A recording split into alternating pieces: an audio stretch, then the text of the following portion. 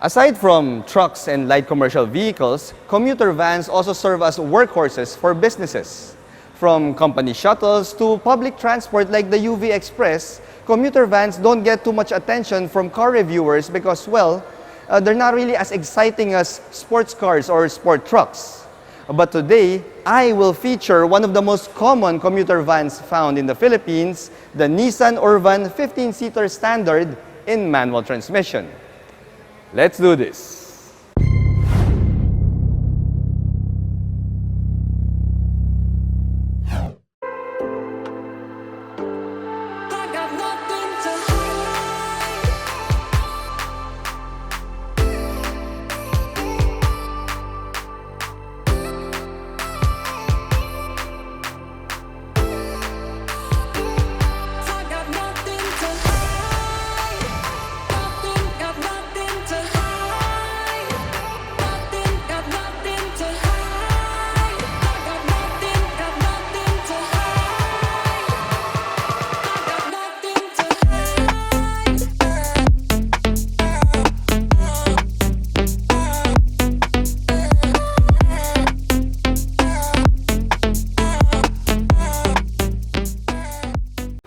Hello guys, I'm Reagan and welcome back to another car feature. If you're new to my channel, I hope you click that subscribe button for your regular dose of Philippine automotive content.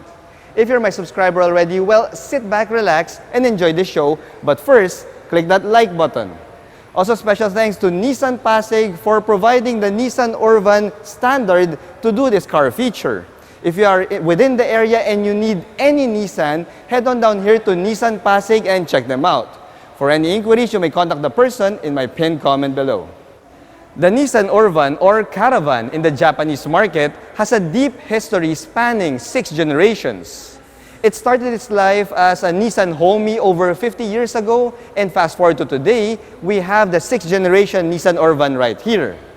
Now this 6th generation Nissan Urvan was first introduced in the Philippines last 2015, and despite its humble life purpose as a large people hauler, well, this Nissan Urvan is still 100% completely built in Japan. Now this variant is the Nissan Urvan 15-seater Standard, and it retails for 1,440,000 Philippine pesos. Now, some of you might say that it's a bit pricey for a large people mover, but guys, let's go back to my original statement a while back where I said that this Nissan Urvan is 100% completely built in Japan. Now, we all know that cars built in Japan don't really come cheap, yeah? So anyway guys, this Nissan Urvan can be spec'd either as a 15-seater or an 18-seater, but we will put our focus on this 15-seater variant right here. Now as far as vans go, well, there is nothing remarkable about the exterior looks of the Nissan Urvan. It's still essentially a box on wheels with the engine still under the driver's seat. Now in case you're wondering, this format is called the cab over format, which stands for cab over engine. Well, now you know. Okay guys, so when we look at the front fascia of this Nissan Urvan, well, you'll see that even if it's quite unremarkable, well, we still get the same V-motion front grille here, the same ones found in the Nissan lineup, but this V-motion front grille is finished in a glossy black finish instead of the chrome that can be found in the top spec Urvan Premium. The front bumper of this thing is also just black plastic. And if you look at the lighting units, well, we still get the usual halogen and bulb lighting units. As I mentioned, well, there is really nothing remarkable about the front fascia of this Nissan Urvan. Here on the side, the Nissan Urvan is as rectangular as you can get. As I said a while back, well, it is pretty much unremarkable when it comes to design. Okay guys, well, I'll give it this one. You see the sliding door has a large window, and this large window has a small opening here in case you want to go out to a drive-thru. Well, you can open that and place your order. Now this sliding door also has a pretty low step up into the cabin, which is good news for, let's say, the elderly or small kids. Now, when we look at the wheels and tires of this Nissan Urvan Standard, well, we get 15-inch steelies here, but at least they threw in a set of hubcaps to hide those steel wheels. Now these steelies are wrapped in 80 series tires, and behind those wheels, we get commercial vehicle mechanical bits. Now the front brakes of the Nissan Urvan Standard are ventilated disc brakes, while the rears are drum brakes. And for the suspension, we have a torsion bar with a stabilizer in the front and leaf springs at the back. Now when it comes to the ground clearance of this thing, well, it stands at 195 millimeters, which is perfectly decent for a commercial vehicle. The Urvan also gets a pretty typical rear end for a van. As I mentioned, it is pretty much rectangular, and well, we do get the candy bar taillights here that are also just regular bulbs. The liftgate is also manual. Woo! And as we open this thing, you'll see that you have a choice of ferrying either 15 passengers or 12 passengers plus some stuff. You see, the Urvan Standard is normally bought as as a company shuttle or as a public transport, as a commuter. So yes, the sitting configuration here inside has been maximized to accommodate as many people as it can possibly do. In this variant, it's just a 15-seater, but you can also spec this as an 18-seater, as I said a while back. Now, since there's really no place here for your stuff, well, normally you'll have this filled with 15 people inside, and their stuff would normally just be sitting on their laps.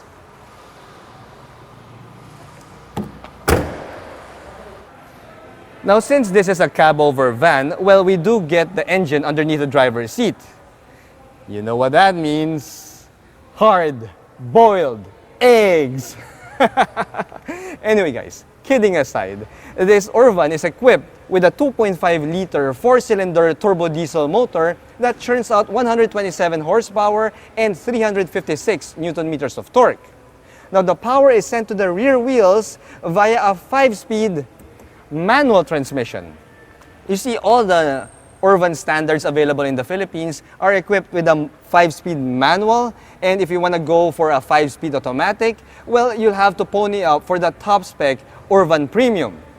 Now, I don't have the fuel economy figures of this thing because this is just a showroom feature. So maybe when Nissan Philippines finally decides to engage me and lends me one of these babies, then I can give you a real-world fuel economy figure. But for now, let's hop into the cockpit and see what this Urvan has got to offer. Well, as expected from a commercial van, well, this cockpit is practically, well, pure utility. Now, there are some relics here from the 90s that made its way into a brand new vehicle in the 21st century. Yeah, and I will show you some of those. Okay, scratch that, guys. Practically the entire cockpit of this Nissan Urvan, well, reminds me of the Nissan Vanette way back in the 90s, and I'll show you why. You see, the seats here are naturally wrapped in fabric, and these are high-back seats, although the sitting position is a bit on the upright side because, well, as I mentioned, you've got the engine underneath the driver's seat. Now, the middle seat here, actually, it's actually a seat, as you can see, and this seat here in the middle is meant to accommodate, well, another passenger to help you maximize on the passenger capacity of this Nissan Urvan and also minimize on social distancing. Now, the steering wheel here is made of urethane, which is pretty much the same material that can be found in the entire cockpit area. Everything else is hard plastic. But the good thing, though, is, well, the steering wheel can also tilt. So that should help a little bit when it comes to your driving position. Now, as expected, we don't really get any like fancy buttons here on the steering wheel except for the horn button in the middle. Now, when it comes to the safety bits of this Nissan Urvan, well, it's equipped with the basic safety bits like dual airbags. It has ABS with brake assist, and yeah, it also comes with seatbelts. Seatbelts right here. So yeah, don't ask me about the NCAP safety rating of this Nissan Urvan because I'm pretty sure that it's a bit on the low side. Now, when you go over to your infotainment system here. Well, the infotainment system, yeah, it's hardly an infotainment system. It's just a 2-DIN radio here, but at least we have that, so that should keep you entertained when you're driving this Nissan Urvan. We also have the manual shifter mounted right here on the dashboard, which helps to free up the legroom space for your third passenger right here in the middle. Now, we go over to the relic from the 90s that I'm really so fond of when I first saw the cockpit of this Nissan Urvan. See, this van still comes with a pull-type park brake right here. See? My goodness, it's a pull-type park brake instead of a handbrake or a foot brake. You see, the last time that I saw one of these was in the vans from the 90s, like the Nissan Vanette that I mentioned a while back. Now, another bit that looks like it came straight out from the 90s is the climate control area here. We have a manual climate control area that, yeah, it's all just a basic set of controls right there. Now, the good thing here, guys, though, is that this Nissan Urvan has a decent bunch of storage space. You've got, of course, your dashboard here. You've got some cup holders right here in the middle of the dashboard. You've got some nice trays here on the top of the dashboard for some documents, envelopes, and stuff like that. So yeah, it just tells you that this thing is meant for pure utility. It's really meant more as a commercial van. So yeah, you get a lot of storage space, everything that you need, and not much else. Since this is the 15-seater variant of the Nissan Urvan, well, we do get a bit more space here inside than, let's say, the 18-seater variant. We have jump seats right here in the first and the second row, also in the third row, which can be folded in case you don't really have too much passengers, or if, let's say, you're transporting some stuff. So you could put some bags right there and other stuff or whatnot. Now, when it comes to the amenities found here at the back, well, you don't really get much, but you do get the single most important amenity here in the back or in the passenger area of this Nissan Urvan.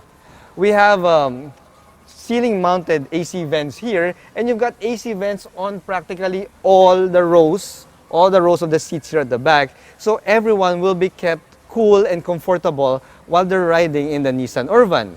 And since this is a Nissan, well, guys, you could expect that the air conditioning of this thing will be pretty stellar. Other than that, guys, well, we do get, as I mentioned, the small windows here in case you're going through a drive-thru.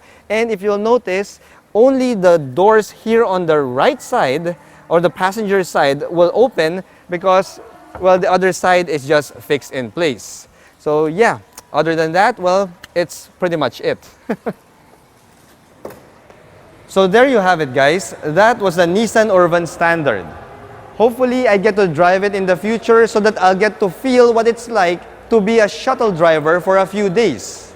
Maybe when Nissan Philippines finally decides to engage me, then I can make that into a reality. But for now, we will just have to make do with this showroom feature. Anyway, thanks for watching.